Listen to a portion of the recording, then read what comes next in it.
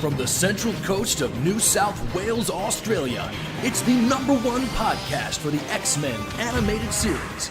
This is Generation X-Men with Bender and Brooksy. Yes, it is. Thanks, Steve. This is Generation X-Men. I'm Bender, and with me as always is Brooksy. Hey, hey. Like the name suggests, we are Generation X-Men, and you are too. If you're new to this, what we'll be doing is going through all 5 seasons of X-Men, the animated series, one episode at a time, giving you our thoughts, X-Quiz, tally time, and most importantly, having a laugh as well. Now, the Phoenix Saga Part 2, The Dark Shroud. We're rolling through the Phoenix Saga at a leisurely pace, I'd say, here, Brooksy. Yeah.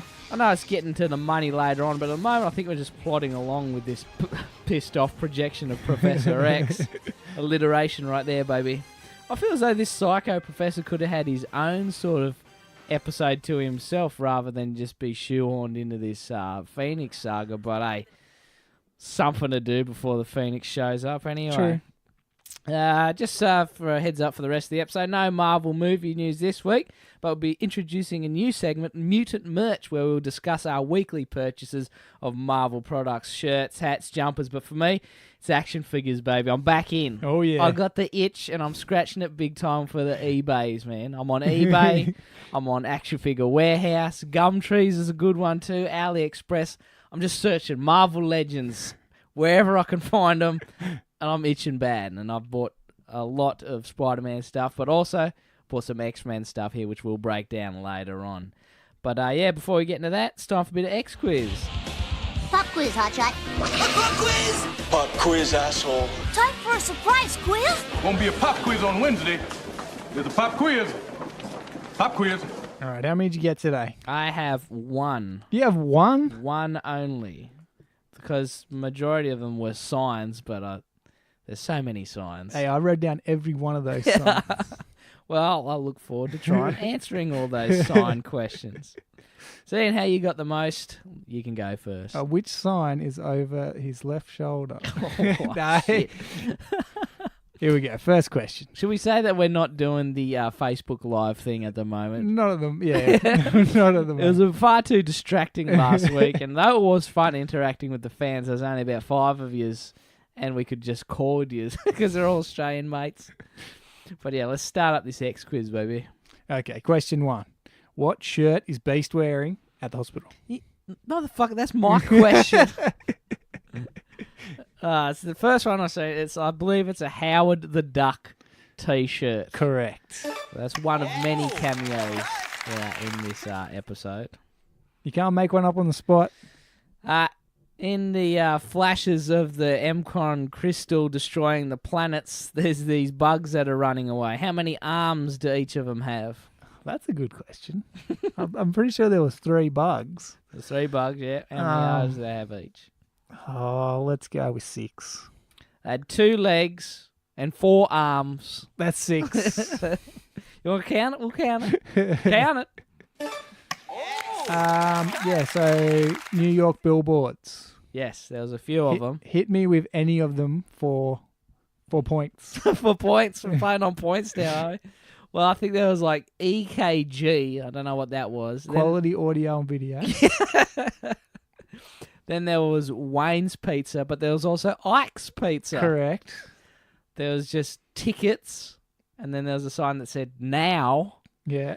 And I think there's like OMC trucks. Yeah. OMC or DMC. Oh, okay. Yep. Then there was this real, I don't know, it won't count as a billboard, but there was a sign in the hospital that said like BP layer or something weird on the chart. Was that the chart? Yeah, Yeah. I couldn't read that. I don't That's know why I what didn't put that was. one I thought in. it was some sort of just random stuff, just random letters. There was also a Panasonic one as well. Well, there's a Panasonic. Yeah. That's an actual brand. Yes. Is EKG an actual brand? I thought that was like a heart testing machine. Yeah, EKG. Oh. Yeah, headphones are AKG. Oh, right. The headphones I'm wearing now? Yeah. Oh, I didn't even notice. Well, how many did I miss? That's I got a few. That's it. Yeah, that's all I wrote down. Oh, Bender. You've done well. Points. Ding, ding, ding, ding, ding. Points. How about in the alleyway, after the professor comes back too, and all the X-Men just appear in the alleyway, Yeah. There's a like a poster on the wall. Did you see that one? There is a poster there, and I did see that one. It was fox. Correct. Couldn't they just had like an actual animal fox rather than a blatant fox? Oh, there was another billboard when the cops pulled up and then they opened their doors. Above it says "son." Oh yeah, that was a weird one. Yeah, it's like someone's son a cop. Yeah, Like, that would make sense. But there was really weird signs in this episode. Yeah. They weren't like in jokes; they were just actual signs. I didn't know what was going on. And my final question is: what building does the space shuttle clip on its way over New York? Ooh, I didn't notice it. Oh, was it the Kingpin's lair? The not the Empire State Building, the Chrysler Building. Correct. Because there's always that building. Godzilla clips it when he's running through New York, and I'm sure in Independence Day it blows up. Oh, they think they blow up the is it the Empire State in that where they're all on the roof and it just nails straight down? Yeah. I think it's the Empire Oh, okay, State. it's I don't the know. I Empire haven't State. seen that movie in a long time. I just watch it for the Will Smith parts. And fast forward the rest. Yeah. A little bit of Goldblum's all right. A little bit Bit of Goldblum Feinstein. playing Jeff Goldblum, playing Jeff Just Goldblum. playing Jeff Goldblum. Harvey Feinstein playing his normal role. Anyway, that's our movie plug for the episode. Previously on X-Men. So, previously on X-Men. Did you time it, Brooksy? Yes, this one was 1 minute and 11. I still haven't gone back and watched every single episode's previously on X-Men, but that is in my homework pile, to-do list. That is one hell of homework because Brooksy watches actual discs. So at the end, he has to get up and put in a fresh disc every time he wants to watch like a batch of 4 episodes. I got them all on my computer. I would not go back and time the previously on X-Men's. So previously on X-Men, it goes like this, okay? Mm-hmm. The professor is having his space nightmares. Yes, it is. He sees the space-suited thing reach out to him, and it's like, as well as the bug alien spaceships and the fighting and all that sort of jazz. And then orders the X-Men to go on board the space shuttle and get into space. The X-Men get into space and are caught in a trap on Eagle 1 space station. Now, going off the previously on now, the space station explodes and the X-Men and a new bad guy escape. It doesn't even say Eric the Red. Yeah, he doesn't even get a shout out because he's... And then it says, bad guys trying to intercept Lilandra. And then the X-Men fly through the energy contrail of Liandra's ship. And then Gambit says, looks like there's going to be a barbecue. And we the main course. There was nothing about the probe and them all hiding in it. And it wasn't a very good previously on X-Men. Nah, it was long, but it felt rushed. Yeah, and it was all. It didn't even say Eric the Red. He can't just when he opens the door the first time. He says, "My name is Eric the Red, and I do this." Like they couldn't have put that part in. Like I suppose I could edit my own previously on X-Men, but why bother? It's pretty much the gist of it. But yeah, Jean didn't even feature in it at all. So Ah, well. Didn't need to. We watched it. there you go. Break it down, mofos. Break it down! Break it down! Now it's time for a breakdown. Breakdown! Go ahead, give it to me. Breakdown. Where is she? So today we are doing episode number 30, season 3, episode 4, Phoenix Saga Part 2, The Dark Shroud. Do you know what shroud means? Is it like... I thought it was like a cloaking sort of all-encompassing Yeah, that's sort what I of thought, thing. like to cover, like Yeah, it's to cover, shrouded yeah. in mist or whatever. That's what always comes to my mind. Anyway, I'm getting off topic. No, that's what I'm talking about. What do you think it's a reference to? I don't think the it's Dark Shroud. I don't think it's... In the whole episode, I don't think it connects to anything we've seen. We'll follow it up when we wrap it up, but Yeah. I don't know what this Dark Shroud is in reference to. So the original air date for this one is September 6, 1994. It was written by Mark Edward Edens and directed by Larry Houston. On your Larry. You know what I found out the other day? I was going through like these memes that Corey and I used to make for this RoboCop cartoon. Yeah, yeah. It's a yeah. really silly cartoon. Yeah, I and know that. You yeah. see all the memes where he's wearing like a Hawaiian shirt and a hat. It's directed by Larry Houston. Yeah. And the Leewolds were in charge of producing it. Oh, okay, And yeah, it yeah. comes straight after X-Men the Animated Series. Okay. It tripped me out. Because it was made before X-Men the Animated Series. You know the story about that? No, which So one? in the first, I think it was the first season of RoboCop. Is it one season? I think that was just one season. Yeah, so of, the last RoboCop. episode, they cut the funding to and used that funding for Pride of the X-Men. Oh, really? Yeah. Shit, eh? There you go. But yeah, I think that's funny how that was connected with these. Larry's all over your childhood. No, we watched RoboCop Alpha Commando much later on after we saw some really odd images of him in a Hawaiian shirt. Why is RoboCop a cartoon and he's wearing a on Hawaiian shirt? holiday. I know. I'll just go off topic big time here. I watched the first episode of RoboCop Alpha Commando. It's in the future, like 2030 or whatever. Crime's taken over and they thaw him out. He comes out, he's walks up to the police officer lady, goes something like, I'm RoboCop, who's the babe? I thought, what is going on? Hashtag not my RoboCop. Hashtag not my RoboCop. But it was pretty funny. I'm like, who directed this? Larry Houston? I know Larry. Oh, anyway, let's get back to X-Men. So should we start the episode? Yeah, let's start the episode. Episode starts now. The episode starts in space. So Jean is piloting the shuttle through this energy contrail. So we sort of pick up pretty much exactly where we left off the last episode, but there's no Jean scream. Yeah. Oh, yeah, she had that really torturous scream in the last finishing up. She's struggling to hold on, and she gets thrown out of a seat. So she tries to crawl back over, but then she does the old Jean thing, and she faints. This is when the screen gets covered in that phoenix, that classic phoenix bird sort of flamey decal comes over the screen. That's right, yeah. And we hear that phoenix scream, the phoenix call. The call. And the flame seems to flow into the back of Jean while she's passed out on the ground. She then comes to and starts to maneuver the shuttle for a re-entry into the Earth's atmosphere. Yeah. Did you notice it says Star Core on the side? Yes, I did notice the Star Core. You were right going back to the last X quiz. But when I was editing the episode, I think I put like the ding noise like you were correct, even though, the image quality that I saw, I couldn't see that it was Star Core at all. I just had to go by sound, and was. That's why you need a DVD.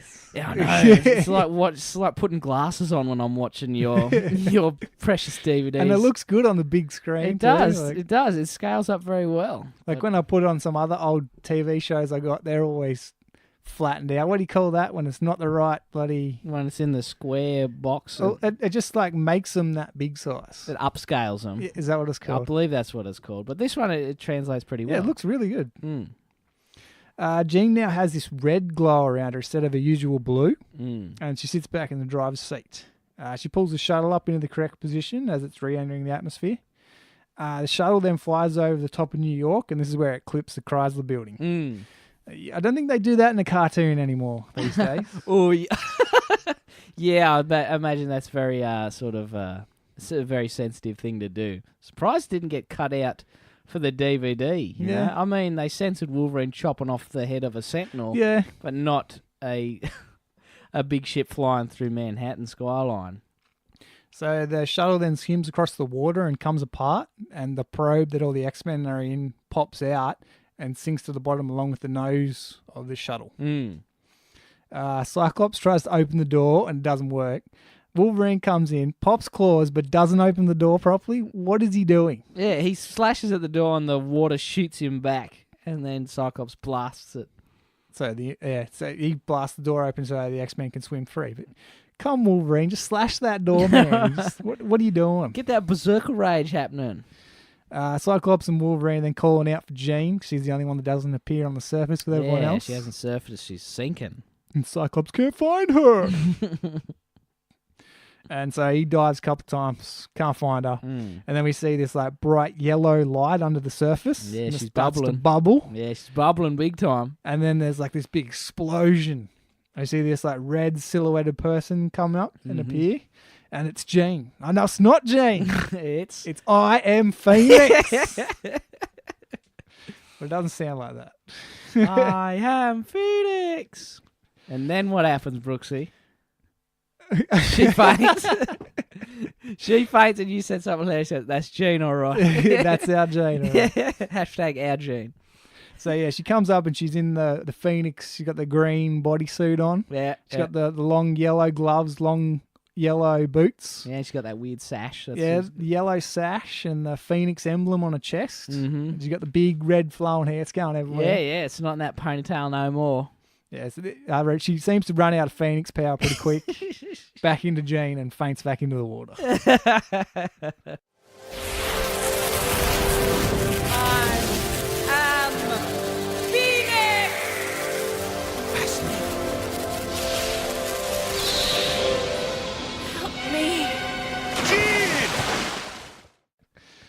Wolverine and Cyclops swim over and rescue her. They both rescue her. And then we cut to the hospital where she's recovering. Mm-hmm. Cyclops recounts. Cyclops recount here is like, oh, we thought you were dead. And then you came out of the water and said something and then went back under. It's so vague. He's stupid. And then, Jean just doesn't remember. She's like, oh, she didn't even know she survived. She says she feels strange, like she's someone else. And she says it feels like she could reach out and touch the moon and crush it in her hand. Oh, geez, I'd be freaked out if I was one of the X-Men just watching. I'm like, okay. And then Cyclops asks, Jean, who's Phoenix? He's like the son or something with these questions. It's like, have you been cheating on me with someone called Phoenix? Yeah. You ever have the men in this house, radioactive men? It's exactly what it's like. And then Jean's like, Phoenix? I am Phoenix? And then her eyes just flash. You might be thinking Brooksy's giving a really bad read here, but she says it exactly like that. Phoenix? Am I Phoenix? Am I acting? Is that what's? I'm actress here to play woman. Jean, who is Phoenix? Phoenix. Am I Phoenix? So this is when Beaks busts in with his Howard the Duck t-shirt on, and his brown jacket, and he says, yes, Jean, you claimed her identity previously.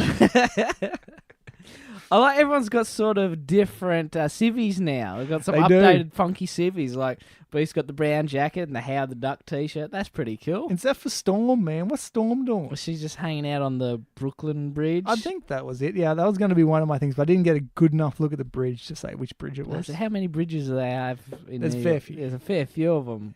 Brooklyn Bridge is the only one I know. But yeah, he's Beast's got those civvies, and Wolverine's got jeans and a black shirt that shines orange. Yeah. It's similar to that one we saw him in previously with the fly. Yeah, that's right. Yeah, but I like that as opposed to the yellow flannel and brown bomber jacket. Yeah, you can't wear that in New York. Nah, it's weird. This is when the professor comes in and explains that some sort of transformation has taken place, and none of them really understand. He says he wants her to stay in the hospital until they can work it out. Which is, I'm wondering, like, I guess it's just from the movies that they've sort of got some sort of hospital back at the mansion. Yeah, They don't really go into that in the cartoons. Yeah, they've got the recovery ward at the mansion. I mean, when Wolverine was attacked by Sabretooth in that's true. Deadly Reunions, they had him in the ward there, in recovery or whatever you want to call it. That's got to be just as good as the hospital, exactly. right? Like, why can't you be surrounded by other mutants instead of just in some weird hospital? Yeah, X-Men science. We don't need the hospital.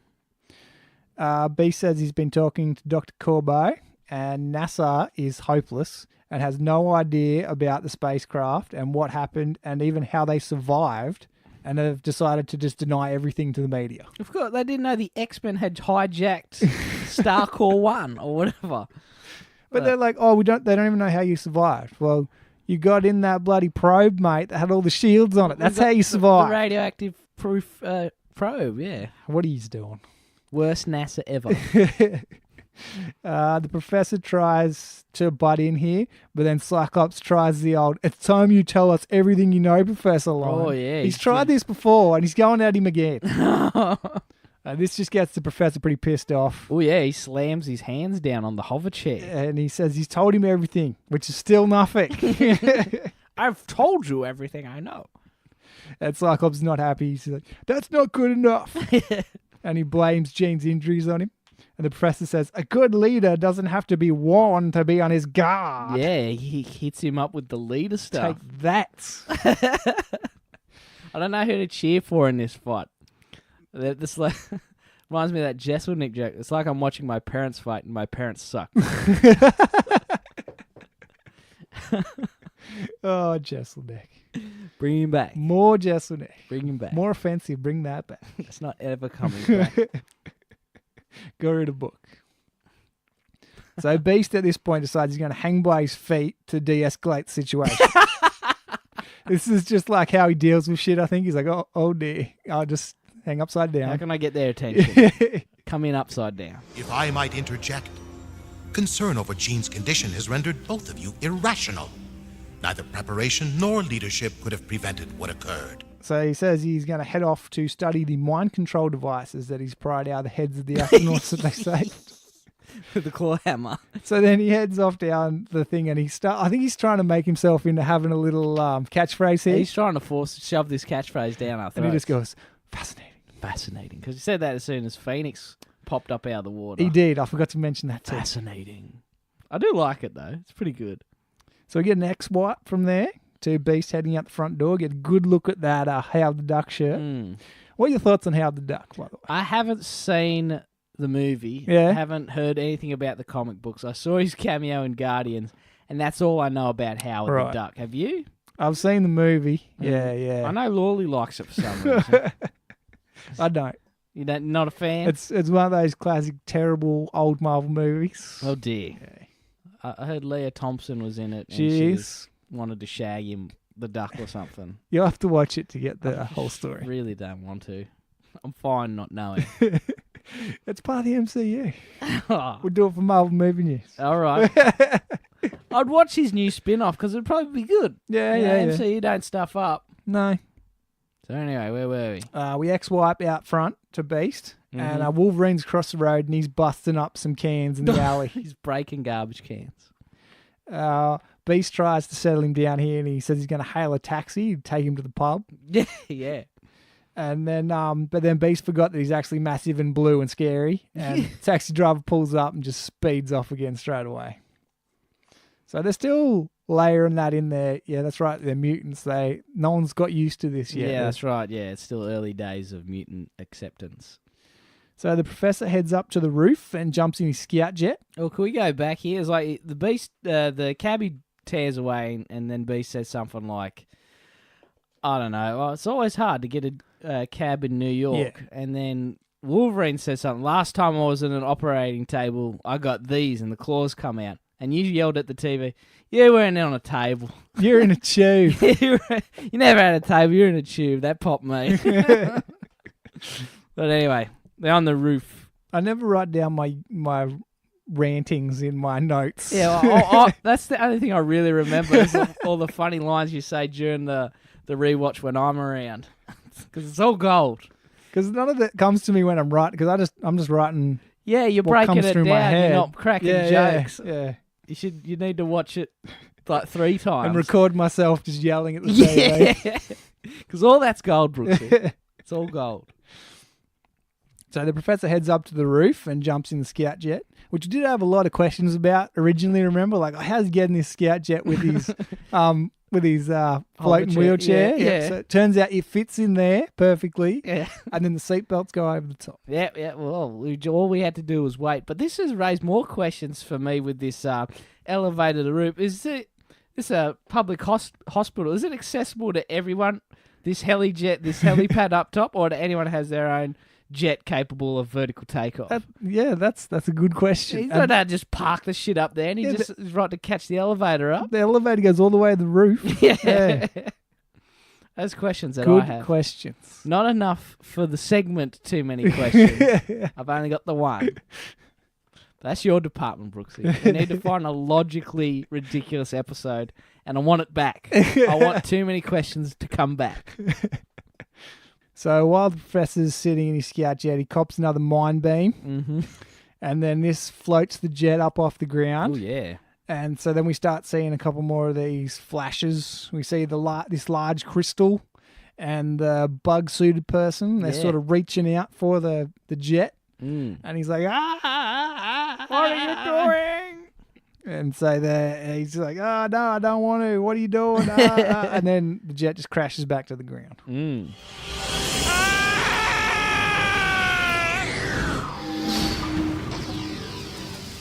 This is when the Professor Force Ghost comes out of his body.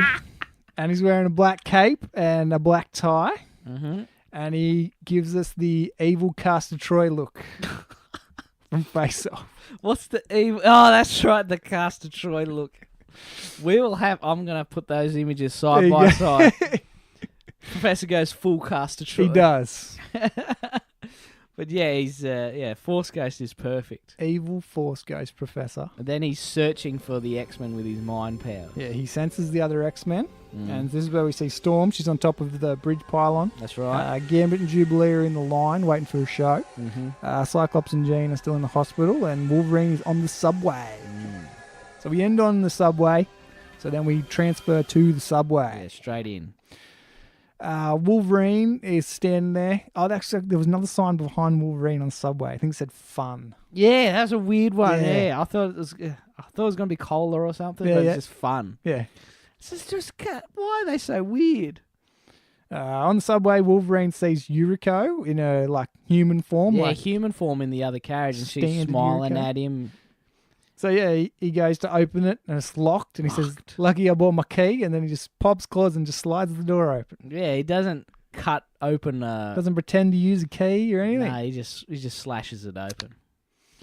So as he gets into the next carriage, the lights go out, and I think this is pretty cool animation here, where they got the light sort of flashing through the carriage like it's moving along. Yeah, the black's out, but the light from the outside's coming in and it's just going by really fast. Yeah, it's really good animation, I think. Yeah, it's a good little bit here because it reminded me of Predator 2. You familiar with Predator 2? Not as familiar as number 1. It doesn't get as much rewatch value, but yeah. When the Predator busts in and starts wreaking havoc on everybody, because the lights go out and it's a similar sort of strobe light effect in there, and that's like, this is just like Predator 2.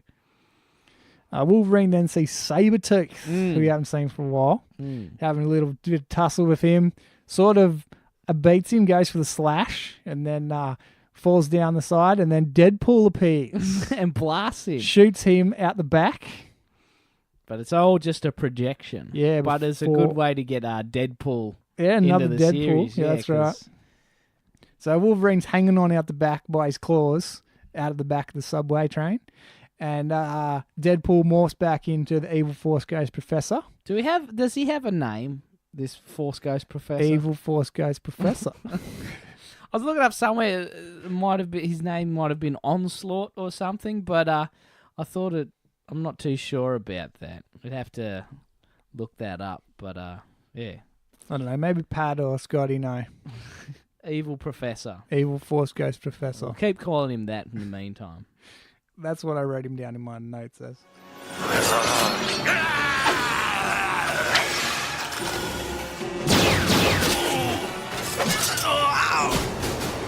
So Evil Force Ghost Professor nails him with the purple blast out of his hand. So he's got some fancy purple blasting gear going on. Yeah, that's his power.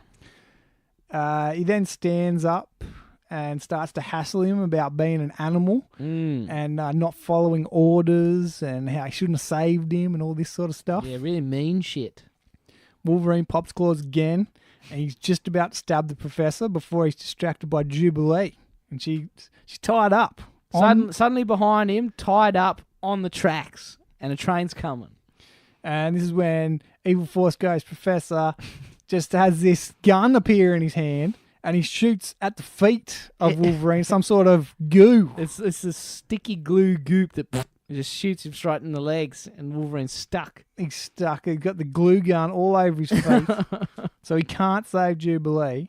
But then he remembers that he's Wolverine and he's got claws, and he just cuts all that goo straight off, picks up Jubilee, and then she just disappears in his arms, dives off the track just in time before the train's about to nail him. It's all mind games. And he has a one-liner here. I can't remember what it was. Next time I'll take a cab or something. Something about he hates trains and subways. Or next time I'll walk. I think that's what it is. I'll put it in later. Don't you worry about that. Wolverine then heads back up onto the streets, and this is where he sees Gambit and Jubilee in line, and Gambit is chatting up some broad in the line. Jubilee's like, oh, you're supposed to take me to the bloody Broadway show. And he's like, yes, sure, that ain't going to go all night. This show not going to last all night, but I'll still be going. Oh, Gambit. He's such an irresponsible caretaker, carer to look after Jubilee. Just leave her at home. He'll put her in a cab. It's all good. He won't pay for the cab, but he'll put her in. Bloody Gambit's so irresponsible. Evil Force Ghost Professor shows up again here and gives them both the business with the purple palms. And then he sort of pushes Jubilee out onto the road to try and get hit by a car. Yeah, this is cruel shit. And so Wolverine then jumps in again to save her here. What do you think Wolverine's thinking? Is he like, oh, is this real or not? Like, oh, yeah, he could have just let her go. It's like, he's just trying to trick me, and then boom, runs Bang, over Jubilee. dead. Oh, Nah, he knows because he can smell her. There you go. You've later. Cracked it.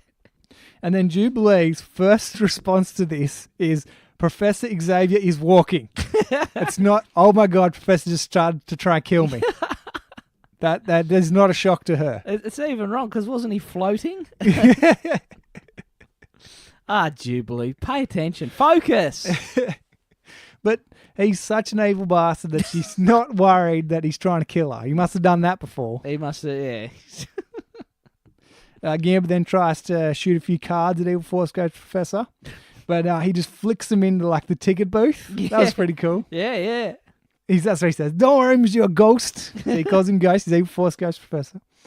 There's plenty more where that came from. So Gambit was on board from the start. He knew what was going on. That's right. Ghost.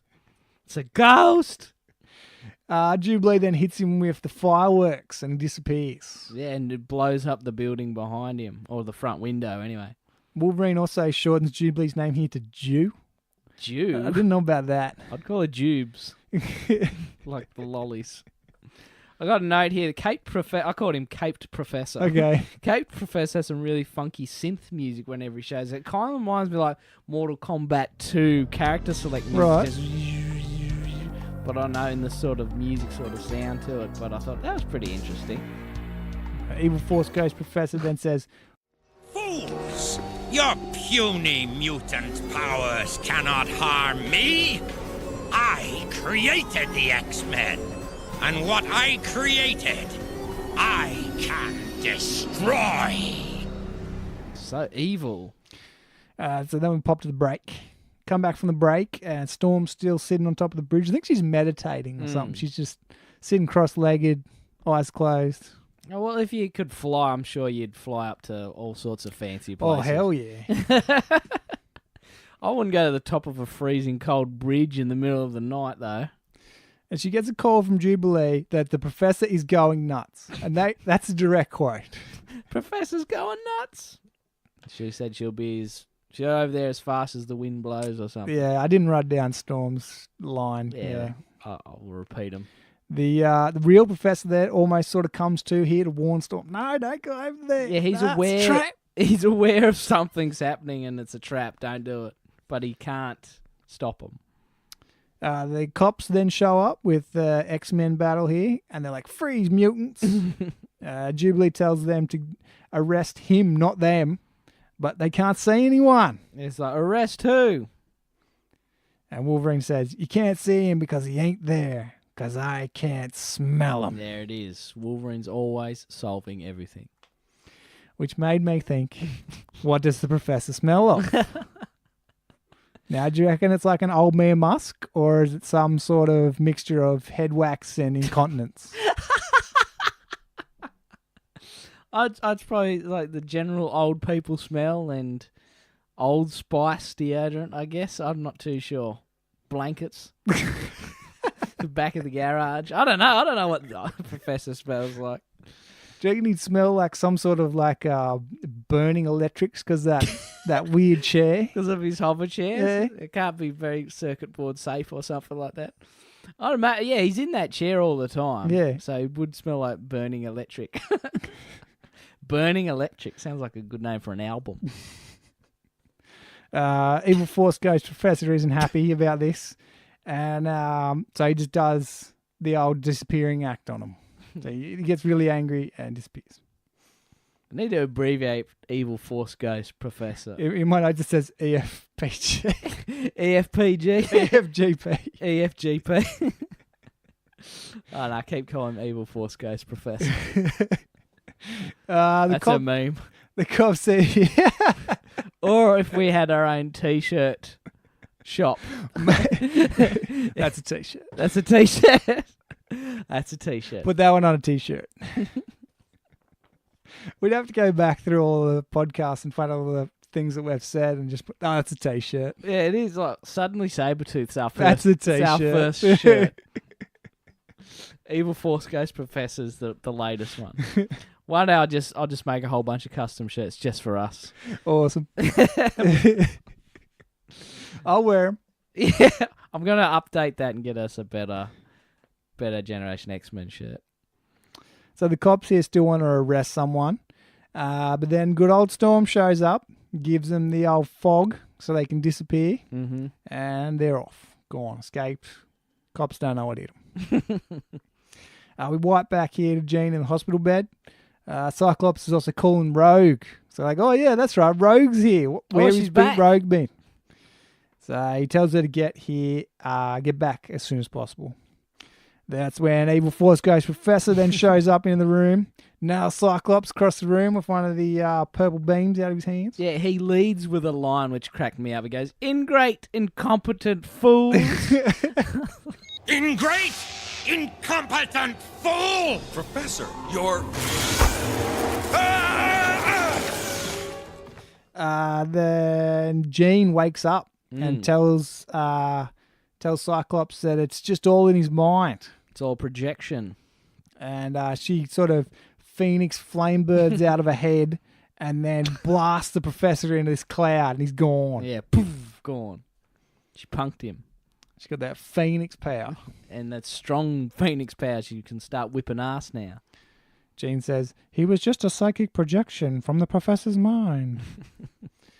Cyclops then asks Jean to locate the professor, and he says, I'll ring the rest of the X-Men. And then she locates him, he's just on the roof.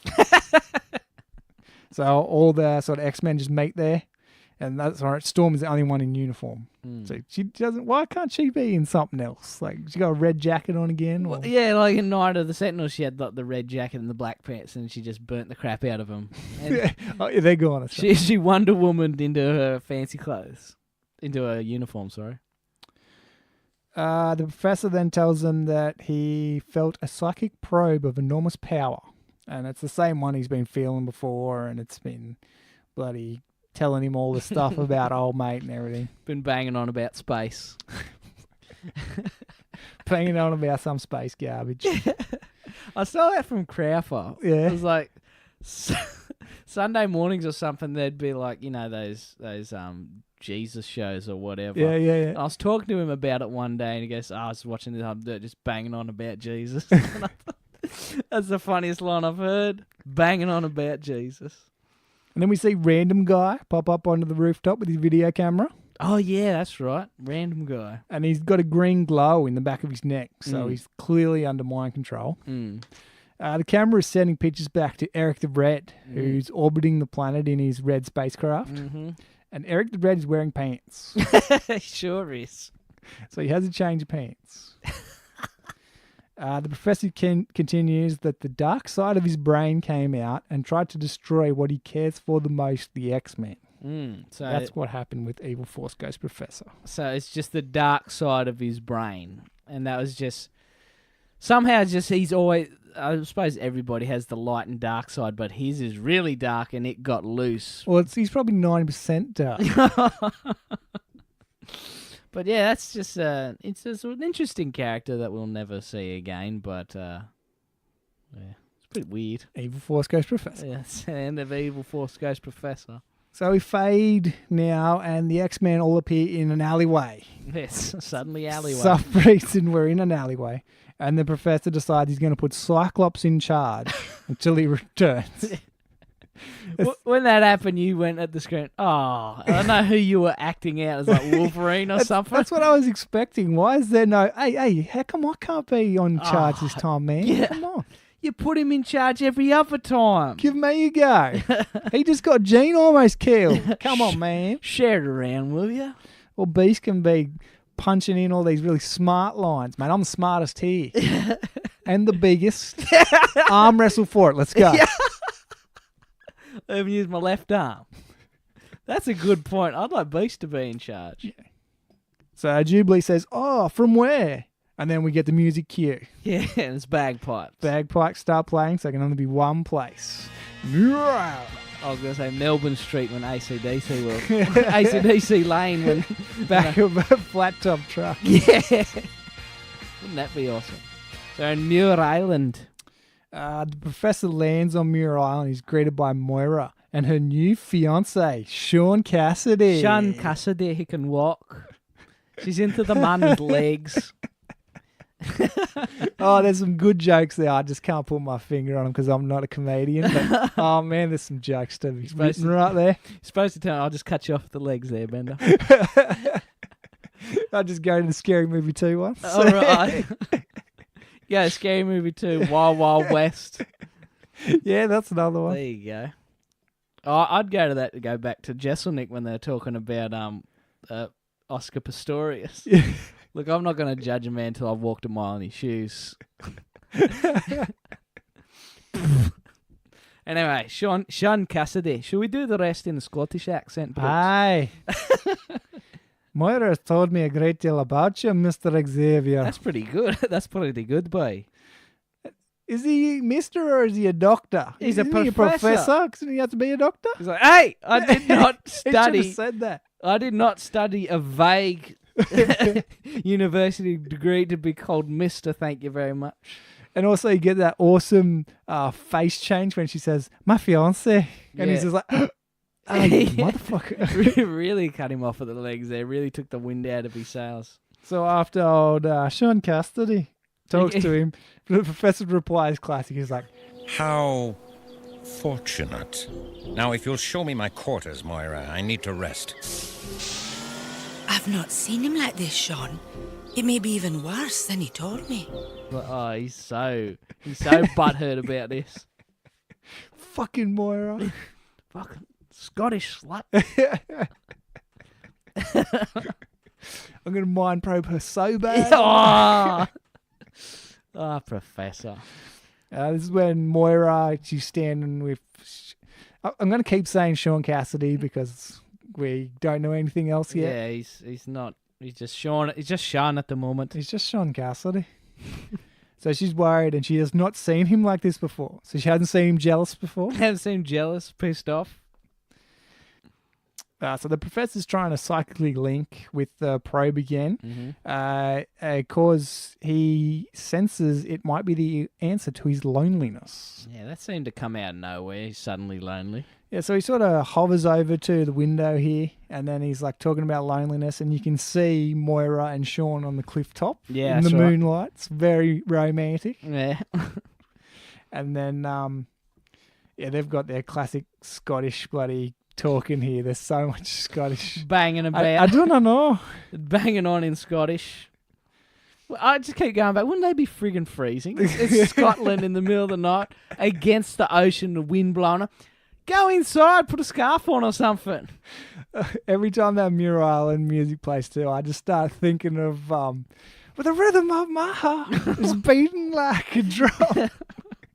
So much Rod Stewart just comes to my head straight away. No, it's just like I found that scene strange because they're talking about how lonely Professor is, and then they start making out. That's not really a turn-on conversation, that one. Professor gets me hard. That's another shirt. Sometimes I think I'm the only friend he has, and then they start making out. What the fuck's going on? So do you want a photo of Moira or Sean Cassidy with the caption, "The Professor gets me hard"? I don't want Which one do you want? You got to pick and go. Moira then. Oh, that's awful. But yeah, as that happening, the big sky beam comes in and shoots straight into Professor's window. Yeah, as they're passion on, the bloody psychic probe appears and sort of floats the Professor out of his chair. And he's screaming, "Ah! You are driving me insane! But I must not fight you." Yeah, he reaches out and then you can see like the metallic hands reach out to him. Yeah, the bug suit hand reaches out, touches the Professor. Yeah. And then the probe stops. And then the old bug suit just appears in the room with the Professor. Suddenly in the room, standing over him. That's it. If you had done that bloody 2 episodes ago. Could have avoided Dark Shroud, evil Force Ghost Professor. And then she takes off the helmet and we hear, "My name is Lalandra." And she doesn't have a bug head at all. No, she doesn't. She's got a big triangle head. Her haircut's in the shape of like a sideways Spartan fin, but it's just going from the top all the way down to her shoulders. And she's got some good reverb on her voice. Yeah, she's got a really cool sounding voice. But my question about this is, why is her helmet shaped like that? Yeah. Her head is the exact same shape as a human's, but they have 2 extra bulbs on either side, like making space for like an alien-shaped head or 2 giant eyeballs. Did she steal this suit from somebody? So from all them bug people. From all them bug people had similar shaped heads? It's just that helmet's not suited to her? That's what I want to know. You are driving me insane! Who are you? My name is Lalandra. I come from a world unknown to you, a world called Shiar. She explains that she came from a world unknown to him called Shiar. Shiar. That's how she sounds. I really doubt that the voice actress was doing that with her fingers. Like, "Hello, Charles Xavier. You are my main mind friend." Do it, Brooksy. Your finger will smell like spit. Oh, that's great. She says she's the sister of Dekan, the Emperor of the Shiar, and she has learnt that he wants to control the Emkron crystal, the greatest power in the universe. Is this the first time we're hearing of a greatest power in the universe? I see. It's one of many Marvel greatest power in the universe. There's a lot of greatest power in the universe. I wager it's just because different sort of cultures, they all have their own greatest power of the universe. Right. Like... Well, how does the Emkron crystal stack up against the Infinity Stone? Is it just one of them, or is it all of them? Is it the 4th skull that has the power to defeat all 3? Is it the 4th skull? Everything's got to come back to Phantom. Is it the Lost Ark? Is it the... Was it the Shankara stones? How does it stack up? What else is there? Where's the levels? Is it the Someone Holy write Grail? this list. Come on. I love it. You should write this list. I'm going to write this Sacred Artifacts Power Rating. Rightio. What do you betting's going to be on top of that list? What's the ultimate what, across all of pop culture or just Marvel? Yes, that includes Captain Boomerang's boomerang. I doubt that'd be anywhere, anything. The 4th skull of the Phantom. Yes. That's ridiculous. That's the most ridiculous thing I've ever heard. It's better than the 3 skulls of Chuganda. Come on, man. The Phantom. The Phantom wears it every day of his life. How come there's no Phantom cartoon? For protection. Yeah, what a cheap jungle trick. Why does the Phantom have so many comics, no animated series? I'm sure there is. We can do that when we've run out of episodes for this. Hey, welcome to Generation Phantom. It only had 1 season. Or the Phantoms. What's his name? I keep calling his assistant RJ, but it's not RJ. It's something else. No smoking in the Skull Cave. So anyway. No caliber. That's something something to do in the next episode. What was it? Mystical Artifacts Power Rating. I'm keen to see where the Shankara stones fit in that list. Hey, that's a good book we could write, I reckon. There you go. See, I'm full of ideas. I'm not. You're an ideas man, Brooks. It's a motorcycle helmet with a built-in brake light. So anyway, where were we? Emkron Crystal, breaking it down. Greatest power of the universe. Greatest power of the universe. Apparently. He warns he wants to harness the power and use it as a weapon. And if the crystal is breached, both of their galaxies could be at risk. This is where we see scenes of this other world start imploding, and there's all these bug creatures running around. I'm like, who cares about your bug world? You yelled that at the screen, and that popped me. See, I remembered that one, so I just said that there. Who cares about your bug world? It's genius. There's nothing on that bug world, just bugs running around. There's no buildings, no people. If you're on Gogglebox, I'd watch. That's the only time I'd watch Gogglebox, if you were yelling at the screen. Me and Crowther, just all gold. That's a series right there, Brooks. You and Crowther on Gogglebox. I'm going to submit it now. You bring over the camera, and then you make me and Crowther watch something, and you can see how good it is. Oh, it'd have to be something random. The Phantom cartoon. Oh, Jesus. He should be coming in next week. Or next time, Crowther, because he's a Juggernaut guy. That's right. We'll have to see if we can get him. I'll have to ask him. Surely he's not doing anything. She continues to keep the crystal from her brother. She violated the ancient sanctuary. She sure did. The most ancient temple of the Shi'ar. She stole that Emkron crystal and fled with it in her space battle. And then that was all that what was going on. She was stealing this Emkron crystal. That was what was happening at the start of the first Phoenix episode. We had no idea what was going on. Yeah, we just chucked in the deep end. Now it's sort of getting filled in. Yeah. Doesn't explain where she got the spacesuit from with the big eyes. Yes. But you see her normal clothes when she's running around out of the temple or whatever. She's got this really sort of sexy black outfit on. I thought, man, she's dressed to the nines here like a ninja. Sexy ninja. Sexy ninja, Lilandra. Sounds like an action figure to me. What led you here to me? The Shi'ar believe that two minds can be linked from the moment of their creation. Destined to seek each other out in their time of need is a bond, like love, only deeper. Do you also believe this? I do now. I do now. Like Lucky's got a blanket on underneath that hover chair. He'd be pitching a tent for sure. I wonder what his sure thing, baby. What his reply would be if old mate wasn't shacked up with Sean Cassidy. 100% still the same thing. Boring Moira McTaggart or psychic. Oh, did he see the psychic projection of her in the sexy black Lilandra ninja outfit? Oh, damn. That'd make him forget all about Moira McTaggart. So this is when the doorbell goes off. And the professor's like, it's all right, Moira. And then bam! Bam! Door crashes down.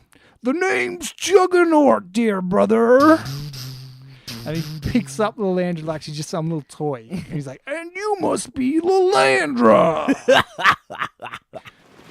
The name's Juggernaut, dear brother. And you must be Lilandra. To be continued. And that's the end of that chapter. And that's the end of that chapter. I do love a freeze frame finish of Juggernaut laughing. Oh, how is Juggernaut in the episode not going to be good? It's classic. Got Juggernaut, got good. He's got that theme that comes back and everything. So, what do you think of this one, boss? I thought that Evil Force Ghost Professor had nothing to do with the Phoenix Saga at all. Too much Professor. It's too much Professor. I thought that this character would have benefited to a whole episode by himself. I wouldn't have watched that episode. Well, yeah, it wouldn't have been, I don't know, it would have been great or anything, but I feel as though something called the Phoenix Saga. Yeah. And Jean Grey's in bed for most of the episode. What's going on? Hey, she fainted twice. Well, she got her shit in terms of what she does. She fainted twice, but yeah, I don't know. This one's felt like filler. I was like, I'm more excited for this next episode. That's because Juggernaut showed up at the end. In it. Shouldn't each of the episodes be a home run? I mean, I understand there should be highs and lows and lulls every now and again, but for a young audience watching this on Saturday morning, you've been looking forward to X-Men all week, and Evil Force Ghost Professor shows up. It's like, where's the jumping? Where's the action? Where's the stabbing? You know, But yeah, I thought it's okay. It's an okay episode. For me, having that Juggernaut big hook in the end, that's great. That gets you revved up for that next episode. That gets me excited. It's like when we were watching it tonight, I said, just put on the next one. I'm ready to watch, ready to go again. Fill it up again. I did have a few good cutbacks, so I've gone back to Muir Island that we've been to before. So sort of it helps if you've seen the whole series up to this point. Yes. You're like, oh yeah, Muir Island, I remember that. Yeah, yeah. The Juggernaut at the end, you're not going to know who that is. Or he does say, I'm going to name Juggernaut, but yeah, and then we see Yuriko, Sabretooth, Deadpool. We've all seen all these people before, so that's paying a bit of homage if you've kept up to date. It does sort of throw you in the deep end and say they don't explain a lot of the stuff, which I think is pretty cool. They don't try and baby you in anything like you should know who this Yuriko is important to Wolverine. And he's seen her in the head, and I think even if you hadn't seen any Juggernaut episode before this one, you'd know he's a big deal because he's just massive and he just busts straight through. And like I said, picks up Little Andrew with one hand. Also, it answers that question of who is Bug Lady. I didn't want that dragging on whole episode. What's this going on here, bloody thing? It always reminds me of Round the Twist. Oh, really? You remember Round the Twist? Yeah, I do remember Round the Twist, vaguely. Every series of Round the Twist had some sort of interconnecting thing. Oh, right. That the last episode of it, they explained it to you. And that always sort of annoyed me as a kid. I'm like, oh, what the hell is this? Why do they keep showing you 2 seconds of some weird shit? Right, yeah. So the first one was you hear the music coming from upstairs. And it turns out that's all old Nell's family relatives. They played all the music. So you find that at the last episode. The second one, you got the 2 ghosts. And then they're in the whole series just randomly being ghosts. No one ever sees them. And then at the end, it turns out that they stuffed up, didn't turn the lighthouse on, and one of the ships crashed. Yeah. So they have to make up for that second episode. Third season is the Michaela Banis one, I'm pretty sure. That's either third or fourth. I get mixed up with 3 and 4. 1 and 2, seen so many times. If anyone hasn't seen Round Twist, do yourself a favour. It's a great Australian kids TV show. Generation Round the Twist coming up next. And Michaela Banis, she is some woman from a opposite sort of place, and she comes in she wants to hook up with Pete. I think that's the 4th series, actually. The third one is the Vikings one. You got the Viking through the whole thing. It's Viking Book Love. I only remember whole episode. Like 3 episodes, like Bird Poo. Yeah, that's Skeleton on the Dunny. That's like the first episode. Yeah. And then when the dude turns into a mermaid. Yeah, that's season 2. Okay, and then there's another one, and there's like an ice sculpture or something that the kid kisses and gets stuck to. She's like some water spirit, and that helps him pee. That's the water spirit. Yeah, that's a great one. The water spirit. Do you have any of those on DVD? I have all of those on DVD. We should do that one day because I'm in the mood to. I was telling Caitlin about it the other day. It's like this creepy ass. You don't TV remember show. Without My Pants? Every time he says something, he has to say Without My Pants. No, I don't remember. I was walking along the beach without my pants. No, I don't remember that at all. There's some great episodes. Yeah, they're all based on those Paul Jennings books, or the Unreal, Unbelievable. Yeah, because I remember the books as well. The Mermaid Boy. Nails. That was a creepy one. In book form, it was creepy. Yeah, his dad was... Oh, that's right. His dad was the sergeant from Water Rats. Another great series. That's a drama series, that one, Water Rats. It's about the water police in Sydney. That was a great season. Crowfer's summary of Water Rats, there's a murder in the harbour. Every week. There's a murder in the harbour. Sykes, you get on it. Tavita. Generation Water Rats coming up after Generation Phantom and Generation Round the Twist. On that 9 Go or 9 Now, whatever it is, their bloody digital format. Online, yeah. Water Rats is there. Oh, you wow. watch it. You stream them all. It's glorious. Don't know if I could. Had a great starting too, that music. Ah, yeah, I do remember the music. And I'm pretty sure it was saxophone, actually.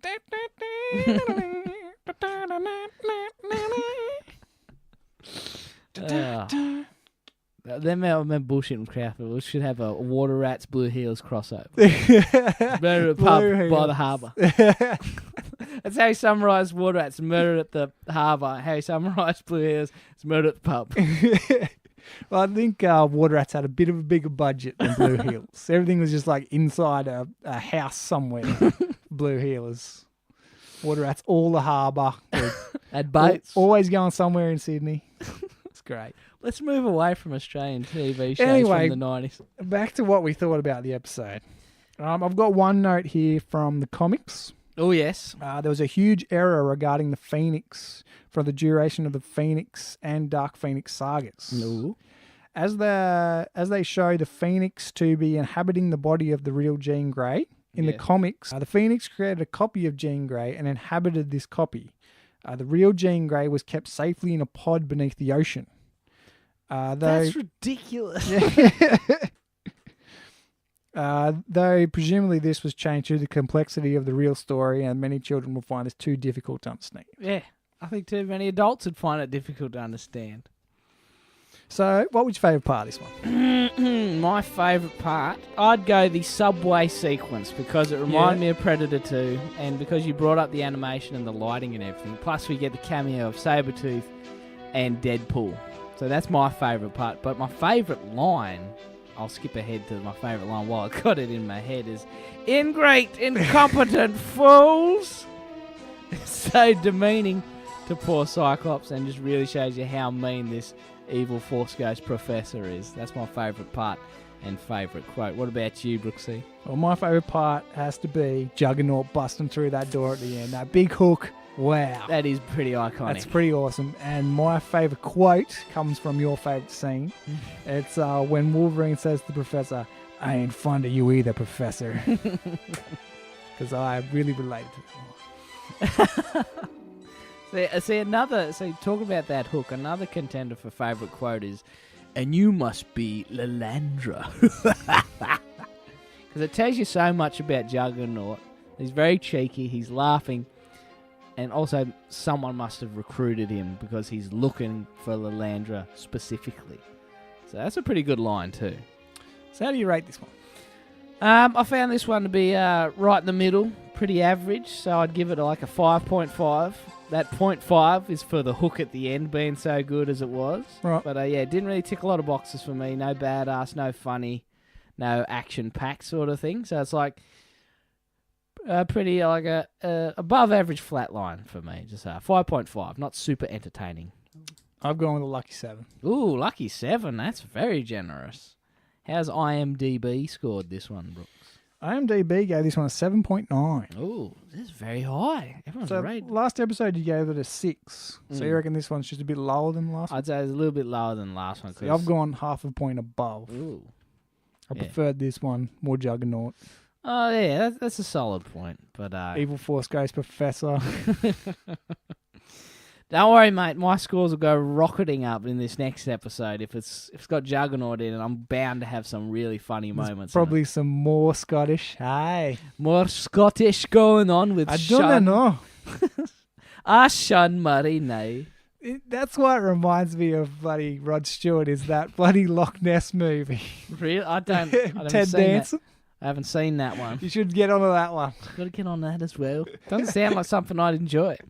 It doesn't matter. You just got to see it. You should have seen these as a kid. You missed out on a childhood. Howard the Duck and this Loch Ness monster with Becca. Loch What's his name? Ness, Ted yes, Danson. Loch Ness with Becca. Do you understand? You're blocking the drive.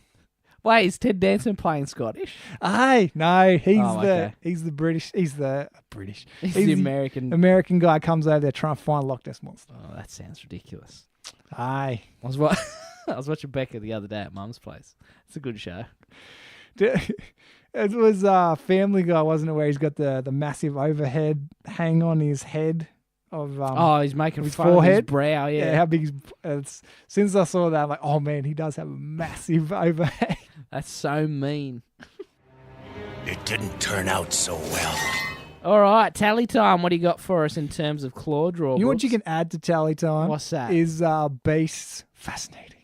Oh, we got to count the fascinatings, okay? No, we won't count them, but you can just put that in there because we got Beast quotes, and that's a Beast quote. Oh, there you go. Lock that in there. Fascinating. He said it twice in this one. He did. He's trying to make that his bloody. He's trying to make it happen.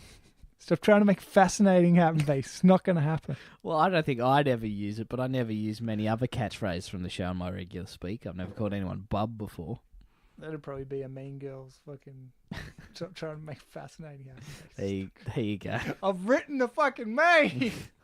I'll try and put it together. See, that's what I'm terrible at. I got to go to Bronny. Oh, Bronny, how do I change this shit? Bronny, open up Photoshop, will you? How do you work this? Fascinating. So yeah, tally tie. We got no base quotes. The only thing he quoted was fascinating, and he's trying to make that his own bloody thing, and that's not happening. Stop trying to make fascinating happen, Beast. Fascinating. Claw draws. You got a guess for the claw draws? 4. 7. Oi! Lucky 7. He got him in. So 7 plus the 17 is 24 for this season. Plus the 103 from 1 and 2 is 127. Oh boy. It's getting him in. We had no more bubs. We're still at 7 for bub. Bubbless. And we got 2 more Jane faints. So we're up to 5 now. 5 Jane faints. She's getting them in. She's getting them in. Did you find any other sound effects in this one? When they were talking about the Mcron crystal and said all the universe will collapse and the crystal explodes, they did the Terminator 2 T-1000 being shot and shattered to bits. Okay, again. yeah. The sort of... So that showed up again, but that's the only style and sound effect that I heard in the episode. But Right. I think they like to lean on that one whenever glass breaks or something. All right, it's time for Generation Mailbag. What do you got for us, Brooksy? Got some shout-outs? Got some messages? Got another review from iTunes. Oh, okay. I'm ready. I didn't see that. Only a short one here. It says, amazing men who are absolutely hilarious. Amazing men. 41 Kibble 14. 41 Kibble 14. Thanks for that. Love the show, guys. Thank you. Ah, excellent. Love that review, Kibble 14. Amazing men. We're just talking about X-Men. It's got amazing X-Men. Yeah. So Pat almost got back to us as well. He got plenty of screenshots of the actual comic from the first Phoenix episode that we did last week. Yeah, that's right. Yeah. So yeah, if you want to check them out, they're on our Facebook page under our last link. Thanks for doing that, Pat. Yeah, thanks, Patty. Shut up and take my money. All right, it's time for Mutant Merch. This is where we discuss our weekly purchases of any Marvel products, like I hinted at the start of the episode. And I also hinted that I'm back in the action figure game. What I got this week was a Marvel Legends, I think Series 6 Sabretooth, missing the thumb on his left hand. I picked him up for like $10. That was a pretty good bargain. And I got bloody swerved. Oh, you got it? I got swerved because this really cool Beast action figure came up on my eBays. Right. When I was looking for Marvel Legends. Bought him and he arrived the other day and he's only like 3.75 inches tall. Look at him. He's bloody midget. He doesn't look anything like the rest of them. He doesn't deserve the shelf. Yeah, I don't know if he should stay on the shelf. He should be like put inside a car or something. It's just not worthy, but I'm going to look up for some more Marvel Legends and X-Men related toys to bring in because, I'm back in 100% now, baby, and it's like scratching that figure itch. And I'm looking for like more X-Men shirts, and Brooksy linked me some really cool shirts on Instagram. I think it was TeePublic. Yeah. It was like Team Blue or Team Yellow, and Team Blue had like Wolverine and all these other cool guys, and Team Yellow had like Colossus and Storm or whatever. I was like, I'll go Team Blue, thank you. So I went to the website, and they didn't even have them. So they built me up only to bring me down. But I've recently gone to superherostuff.com, and they've got some cool X-Men shirts. There's like 2 Wolverine shirts I like. They're both maroon, so I'll be grabbing them shortly. All right, yeah. And hopefully they'll arrive by the next time I do the podcast, and I'll finally have some X-Men merch to be wearing during the show.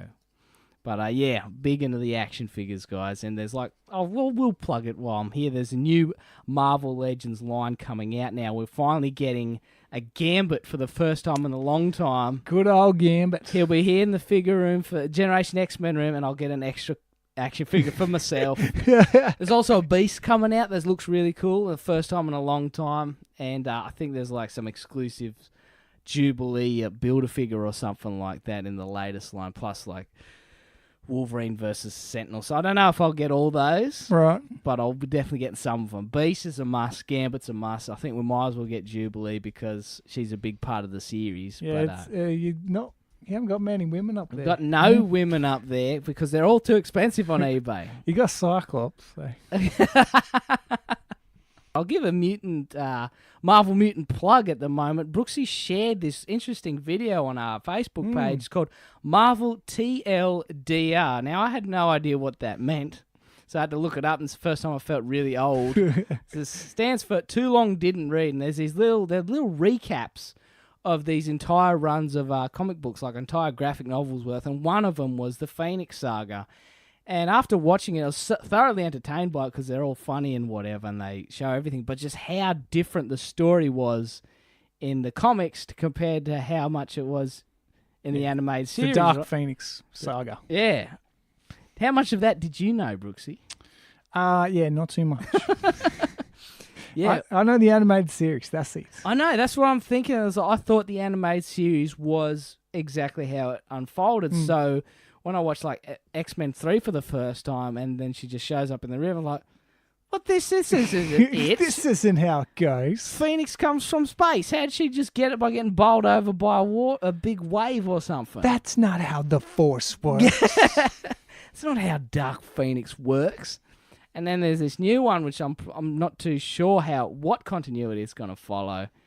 And then the animated series is totally different to the comics, and the comics was totally different to the movies. So these little videos, there's like Planet Hulk, there's Dark Phoenix, and then there's the Spider-Verse ones. They're the ones that I watched. Spider-Verse is some wacky ass there wasn't any more X-Men ones that were good, so I didn't put any of them up. Nah, but we'll be sharing all the Marvel TLDRs that have references to X-Men. So that was a nice little find. Where'd you find that, Brooke? Just searching through, as I do, trying to find a bit of content. Was this like a Google search, was it? Yeah, I think that was a Facebook search. That was a gold one, because that's really funny. Corey commented on it after seeing that recap. Do we even need to listen to the podcast now? And I said, yes, you do, because that's not how it unfolds in the animated series. Right. And we've got all Australian jokes to go on. So, stay tuned, everybody. We also want to give a shout out to the X-Men animated series, as it's now had its 26th birthday on Halloween. Oh, yeah, that's right. It's a happy birthday to our beloved animated series. I celebrated by going and watch the new Halloween movie on Halloween. Has a lot to do with X-Men. But, give us a quick rundown on the new Halloween, Brooksy. I think some people would be interested to see what you thought of it. It's pretty good. I'd recommend going and watching it. So there's like 9? Do you think there is? There's 5, 6, 7, 8. There's 6 of the 9, original 10. and the 2 Rob Zombie ones. There's 8, and this would be number 9. But then there's H2O and Resurrection as well. Oh, right. Oh, yeah. So it's 10. So this is 11. So there's 11 all up. That's a lot of. But what they've done with this one is they've gone original 1. Everything else doesn't count. This is the new number 2. Which I think they call that requel. Okay, right. Is that the name for it? It's a reboot sequel. Yeah. So that's I think this is one of the first. I think it is the first one to stay within the continuity of the universe, but ignoring every film after one, which is crazy. So they're going back and retconning it. So if you wanted to watch them back to back, you'd watch Halloween and then you'd watch Halloween. Yeah. So it's an interesting idea, which I'm sure this will be the first of many. You reckon this is going to be the new thing to go? I really do think so, because there was hints of it that they were going to do the same thing with RoboCop. Okay, yeah. Just go back to the first RoboCop with Peter Weller, and just this requel that shows up just taking place right after that one. Right. Bringing back Peter Weller as RoboCop. Oh, really? Which I thought was absolutely insane, because he's pretty old now, but it doesn't matter. You just got to walk around. Doesn't matter, but it'd be pretty tough. I'm sure with the same techniques they use for Iron Man, he could just wear like the top half, and they'll just CGI the rest in, and he could still do the walk and everything. But this is the first of many to come, I think, because the Halloween it's done great numbers in the box office in the States, and it's very well received. You liked it, it's Corey a pretty decent liked movie, it, and everyone's saying it's a decent movie. So I'm sure this will it's going to spike requels, and I think it's going to spike slasher movies again. Like I'm sure Freddy Krueger's coming back. I'm sure Jason Voorhees is coming back. Maybe Pinhead could be coming back. They'll be getting another freaking Chainsaw Massacre. Well, if they're going to bring Freddy back, I need to find a cinema that's on Elm Street. All right, because you've seen Halloween on Halloween. I saw Friday the 13th on Friday the 13th. And now I guess I got to see Nightmare on Elm Street on Elm Street. Oh, that's going to be a fucking hard one to pull off. I'm going to find this on Google. Here we go. Come on. What if you have to travel to like Canada to do I it? will travel. I need to tick this off. This is on my bucket list. Oh, boy.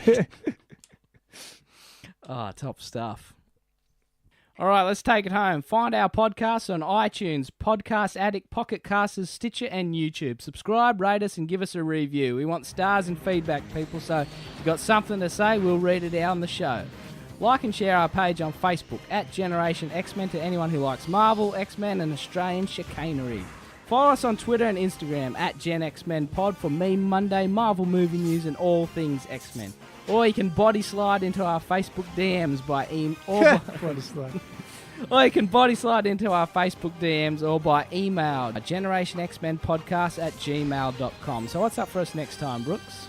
Next episode is number 31, Season 3, Episode 5, Phoenix Saga Part 3, The Cry of the Banshee. Ooh, I wonder who's going to be in that. I don't know. Should just be all about the Juggernaut. Actually, this is where it's from, isn't it? I'm the Juggernaut, bitch. Oh, boy. We'll have to address that controversy or that internet fame for this episode, but yeah. With your pimp king.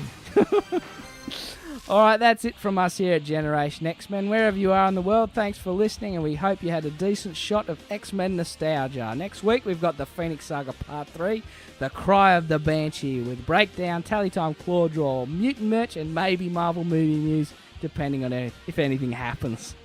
Like the Terminator, we'll be back, and we look forward to your company then. Thanks for hosting, Brooksy. No worries, Bender. Take it easy, mate. Hasta la vista. See ya.